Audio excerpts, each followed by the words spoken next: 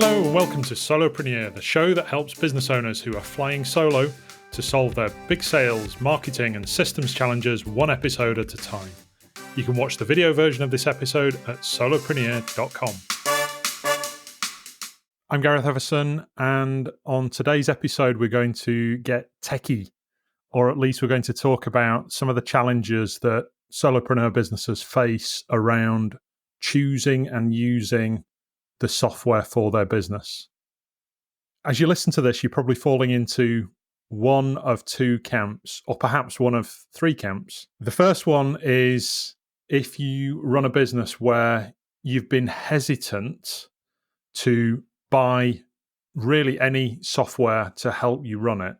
You're running your business based on your inbox, on perhaps a paper diary, maybe whiteboards, a few spreadsheets, and you're keeping activities going that way.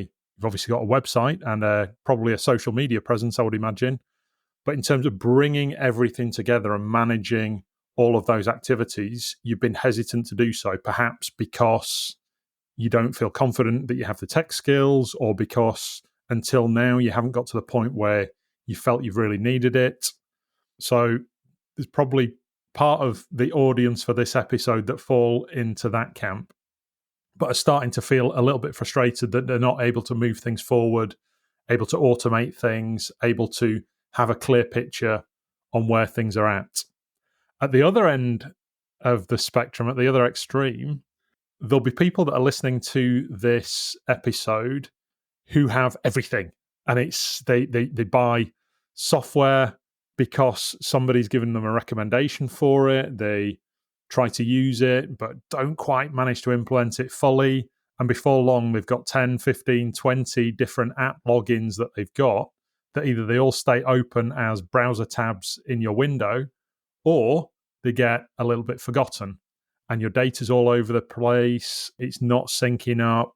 You find it a bit of a struggle to stay on top of where your leads and your clients are, where you're at in terms of the communications with them and how engaging it is.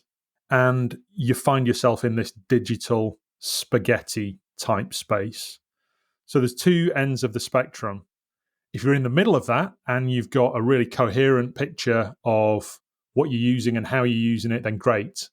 This might be just a reassurance that you're on the right tracks. But let's focus on those two extremes and try and find a happy medium between them. So let's get into it.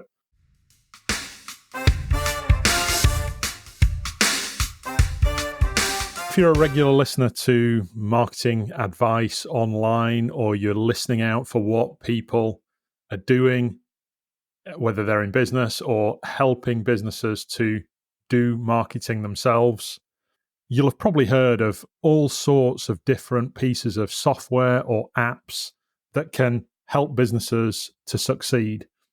So let's start by talking about all the variety of different apps and services and things that you might use in your business, so that then we can find a place where we can work out what is best for you and your circumstances. At the core of most businesses is some form of CRM, right? Customer relationship management software. Of all the pieces of software that have been out there in the marketplace, the term CRM is probably the one that has stuck around for the longest.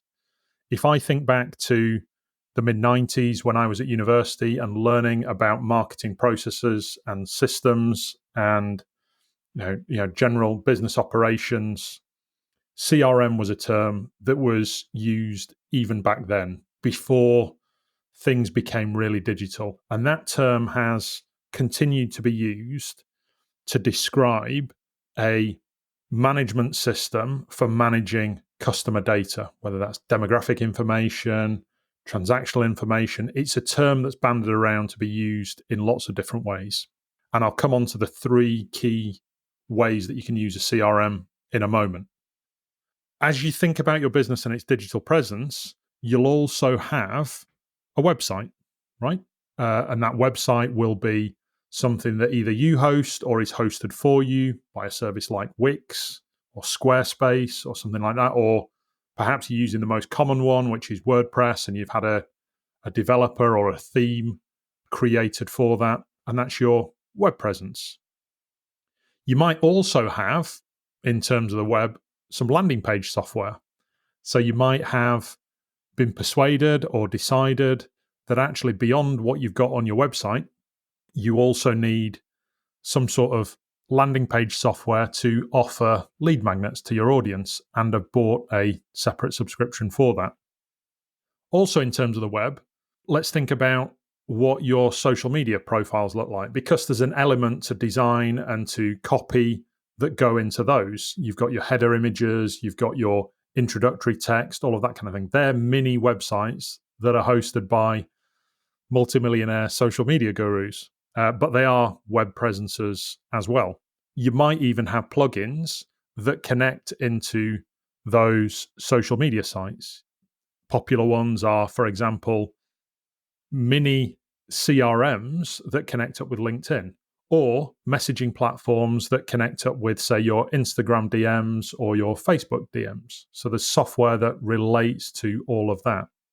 On your website, you might have chat widgets. You might have little pop-up pieces of technology that allow you to either present messages to your audience, present offers, or capture leads.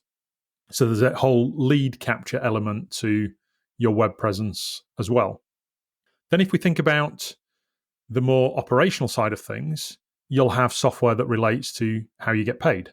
So are you taking payments online using Stripe, or perhaps go cardless if you're taking direct debit payments? Or you might even have a small e-commerce platform. WooCommerce on WordPress is quite a popular one. You might even have a small Shopify store or something like that that allows you to advertise your products and services online and take payments for those. You might be just using an accountancy software, something like a Xero or QuickBooks or something like that, to take payments. That's another piece of software that you have to bear in mind. Then, in terms of how you do your marketing, there are products that allow you to post to various different social media channels, to perhaps schedule posts that can go out either on a routine that you set, or perhaps even a repeating cycle. So when you have a good post that's worked in the past, you schedule that to also go out perhaps 4, 5, 6 months later, so that you're able to recycle messages that people haven't seen before. So the variety of different services and apps that you can use to support your business. I haven't even mentioned there, you might, if you are managing activities with clients, you might also have project management type apps, or even workforce management type apps. If you're serving clients and you have to plan in work for them, do quotes, do proposals, send out documents, create assets for them, you might have products that are in place to do that. And then, of course, you've got all of the kind of peripheral apps that allow you to be able to create your marketing assets. Products like Canva that enable you to create nice and effective looking imagery for your social media posts or for your website or for your promotional materials without you having to be a design expert. So the whole plethora of different apps that probably form that picture of what you're using in your business to run that business effectively. And your hub in the middle of that is your CRM. That's the piece that helps you to capture information, that helps you to know where you're at with those leads and those clients. And with more modern CRMs, allow you to also do some marketing with it. And let's come on to that next.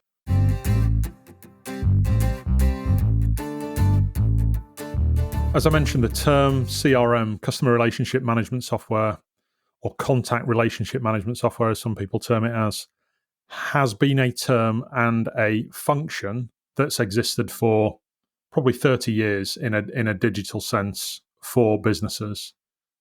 And it's probably the key piece of software or software suites, if you're using multiple ones, for small businesses to be able to stay on top of where they're at with their activities. And there are three core functions of different CRMs. The first one is a marketing function or a marketing automation function. So what do we mean by that? A CRM that's focused on that will have the ability not only to manage contacts and know things about them with custom fields, values, tracking of history and activity, the ability to segment and tag different people based on their interests and their profile and their demographic. So it'll have all of those features, but it'll also have the ability for you to be able to use in a meaningful way those insights and those actions that people have taken and those things that you know about them, meaningful ways for you to be able to communicate with them. The core one, certainly in the last 10 to 15 years, has been email marketing, but also there are CRMs that exist that will allow you to do SMS marketing or will allow you to connect up with a direct mail provider where you can send letters, postcards, or sometimes even bulky mail off the back of it. So the marketing automation solution has that combination of being able to have understandings and insights of the people who are in your CRM, but also then to be able to do something meaningful with them to move them down that buying journey that they're having with you, from lead through to prospect, through to client, and also to be able to communicate with them once they've become a client, to welcome them on board, and perhaps later on invite them to give you endorsements, referrals, reviews, etc. So that's the marketing automation function that exists in certain CRMs. So that's one of the three key functions that a CRM can provide for you. Your second key function is sales management. You'll find increasingly that there are CRMs that are out there that will do both marketing automation and sales management in one. There are some great solutions around that. What do we mean by sales management? What we mean by that is when somebody has gone from being a lead who's opted in perhaps via a lead magnet or requested further information from you and has bubbled through your process of email follow-up or marketing follow-up through those cycles and has taken the next step to request a conversation with you, a sales conversation. It might be you visiting them, it might be an online Zoom conversation, it might be something else. Sales management software allows you to manage sales opportunities. So enable you to be able to quantify the value of what that sales opportunity looks like and be able to structure something around those conversations, around those needs for that client. So have a picture of what they need, but also be able to match that with an outcome that comes from your sales discussions. That might be a simple quote, it might be a proposal, it might even just be an email that summarizes what you'll provide for them and at what price. So your sales management software does that as well. It also might do the taking of payments. So when somebody agrees in whatever form they do, whether it's a verbal agreement on a call or a written agreement by signing a digital proposal or something like that, a sales management CRM should also give you the means to be able to take those payments, perhaps integrated with your accounting software or with a means to take online payments. So that's a sales management function. That's the second function of a CRM for small businesses.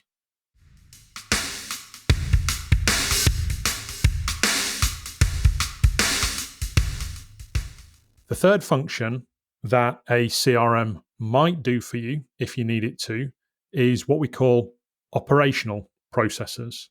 So helping you to manage those activities that you do with that client once they become a client.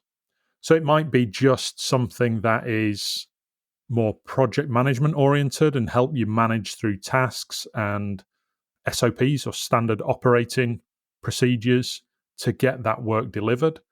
It might be that you're managing jobs. So if you're out doing work in your van and managing job activities with clients, it might be managing those jobs. Or it might be something that's more required by your industry, perhaps some sort of legislative function that allows you to manage those interactions that you have with your clients and have a record of those interactions. A classic example would be if you're dealing with patients. So if you're a physio or a chiropractor or something like that, and you need to record notes relating to those patients, you might have an operational system that does that. In physios and chiros, that's sometimes referred to as a practice management system. In businesses where you're out serving your clients on jobs, that might be called a workforce management system. Both of those are operational CRMs.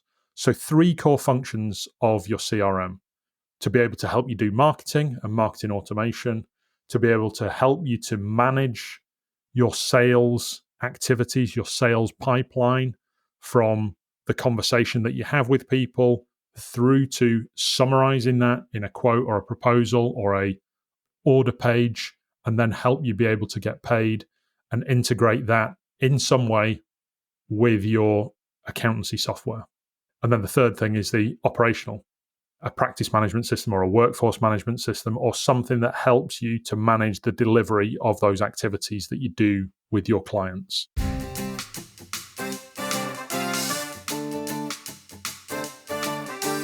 Why do I break the 3 types of functions of CRM down in that way? Well, you see in the marketplace, if you spent any time looking at this for your business, that there'll be providers who will offer their services in 1 or perhaps 2 of those different areas. And there'll be other ones that will try and do everything in one platform. Now, if you're running your own business and it's really just you in the business that's managing that marketing and sales function of the business, I would encourage you to look at an all-in-one platform that does as much of that as possible in one place. There are 2 reasons for that, and I'll come on to them. If you are managing those different functions of the CRM in 2 or 3 different pieces of software, you'll need to connect those in some way or another. Some software will connect to others. So, for example, if you're running Pipedrive, is a common one for sales management. If you're running that in alignment with, say, a product like MailChimp to do email marketing, they have a connector between them that you can glue them together. And when a lead bubbles up to being a sales opportunity, it then drops the lead into Pipedrive. And there are hundreds of other examples of different CRMs, different functional CRMs that will join together. Zapier and solutions like that are out there on the market can help you to join up online software together. But it can lead to, if we refer back to one of those core personas that we talked about at the start of the episode, products like Zapier can lull you into a false sense of security that you can link up all of your apps seamlessly and everything will just run automatically and without any issues whatsoever. At some stage or another, you'll need that data to be consistent across all of the different software that you're using.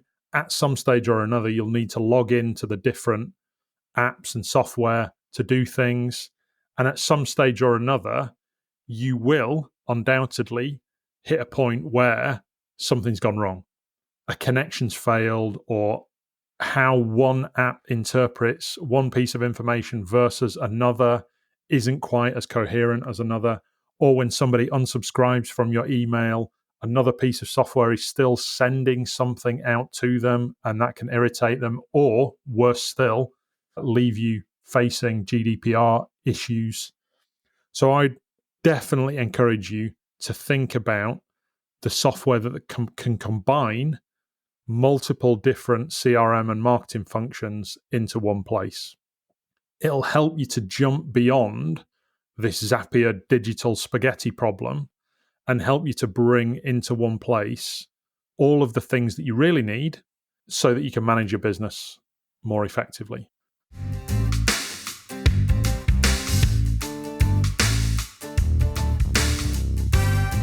So let's think about those ways of bringing multiple functions together into an all-in-one CRM.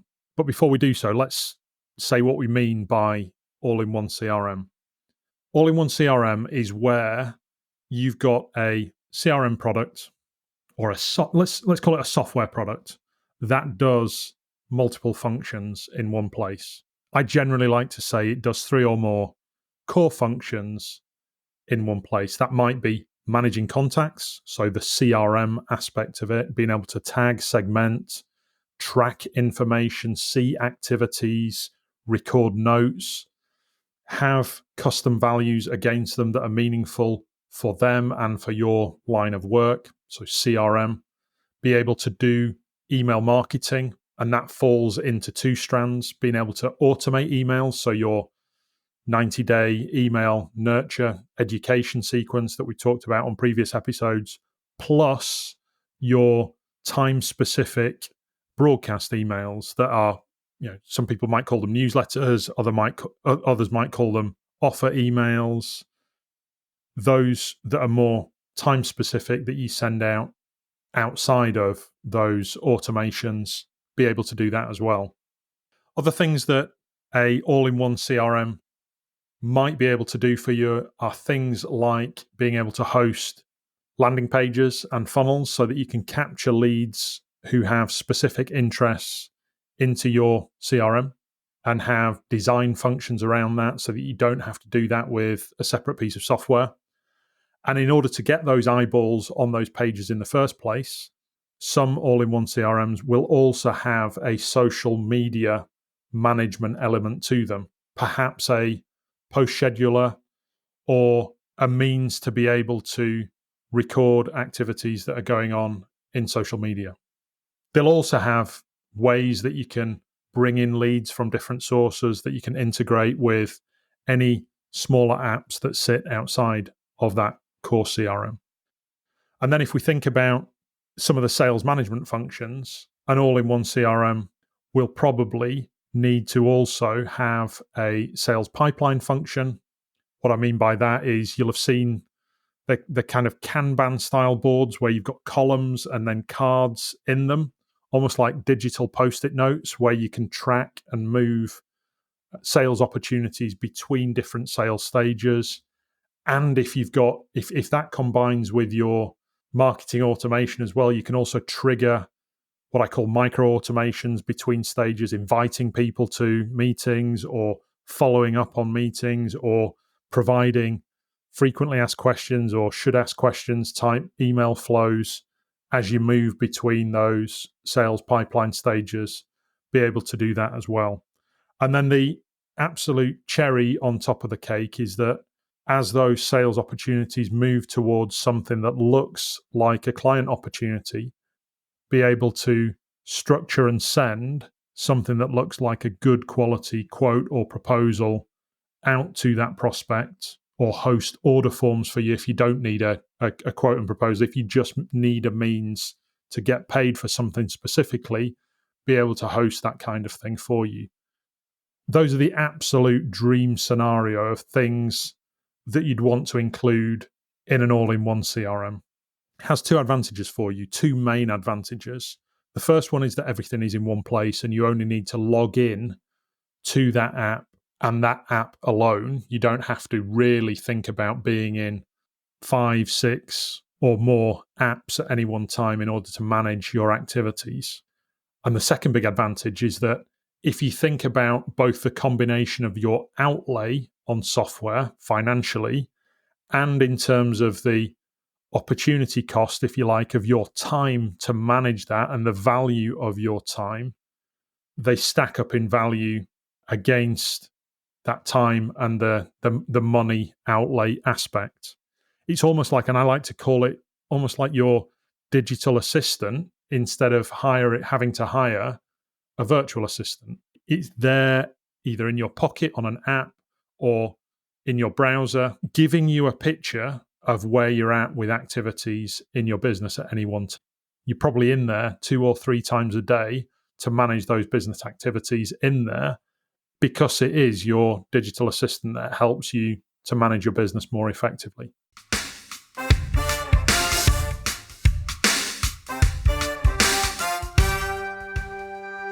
So we've got the breakdown of the 3 core functions of CRM in your business and all of the related or interconnected software that you might have in order to manage your business.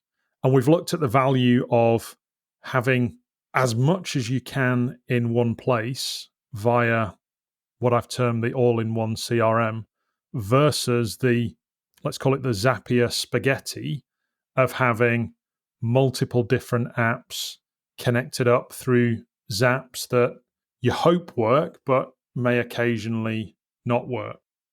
I want to just wrap up this episode by talking about the big question that many people ask when it comes to thinking about software in your small business. And everybody thinks about, okay, that's all very well that logically it makes sense that I should do everything in one place.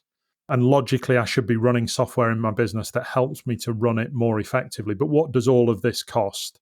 If I can get 2 or 3 apps under their free tier and join them together through Zapier's free tier, is that better for me and my business than having something that's in one place that I'm paying a subscription for?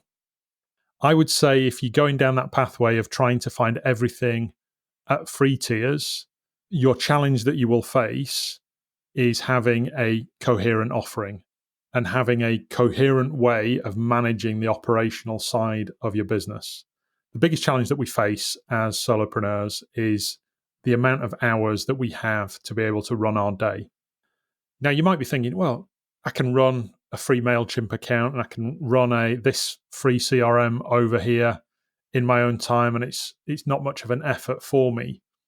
But if that even takes you 5 or 10 minutes more than it would take somebody that's running everything in one place, that all adds up. It adds up in terms of time across the week and across the month, but it also adds up in the other hidden factor for solopreneurs, and that's our energy. How much energy how much mental energy and focus do you have as part of your day or your week in order to get things done? And if you haven't considered that as a factor, I'd really encourage you to do so. It's one of the bigger gaps between goals that you set for yourself and your business and the results that you get. It's one of the biggest factors involved in ending up with inconsistencies in your results, having to split your attention between different ways of working, different apps that you're working on, different activities that you're working on with clients or in your marketing. So keeping everything as much as you can in one place where there's one thought process, where there's one thing that you need to manage at any one time within that app will definitely save you time and energy. And even if that all-in-one CRM, that all-in-one software costs you, let's say for argument's sake, £10 per day, contrast that with how much it would cost you either in your own time or in employing a virtual assistant to do this kind of thing for you. So that's a really good rule of thumb. Is the software that I've got and that I'm trying to manage across all of those different processes and those activities, is that actually costing me more of my time than, for argument's sake, £10 per day? Because if it is, you can probably budget £200 or £300 to pay for an all-in-one solution that helps you to manage that more effectively and helps you to free yourself up, your best energies and your best creativity, free all of that up to do your best work either with your clients or on your marketing itself. So don't look at the price of all of these individual products and think, oh, it's free.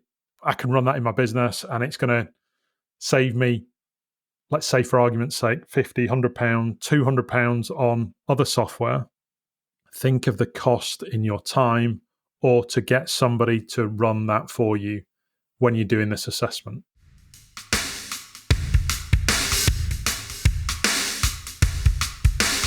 So you should now have a picture of what core software looks like in your business and how bringing your sales and marketing apps together in one place can have value for you. In the next episode, I'm going to actually do a day in the life of your CRM type approach, or certainly a week in the life of your CRM, and give you an insight into the kind of things that you can automate and processes that you can run using software more effectively in your business. So stay tuned for that. Thanks for listening to this episode of the Solopreneur podcast. Remember that what we learned today builds more value if there's a plan to take action on it tomorrow. So head to solopreneur.com and check out our growing community of action takers and all the training and software that you need to build a scalable business without breaking the bank. And if you value the show, please help others to discover it too by leaving us a review wherever you get your podcasts or by sharing a link to an episode on LinkedIn or wherever your finger does its scrolling.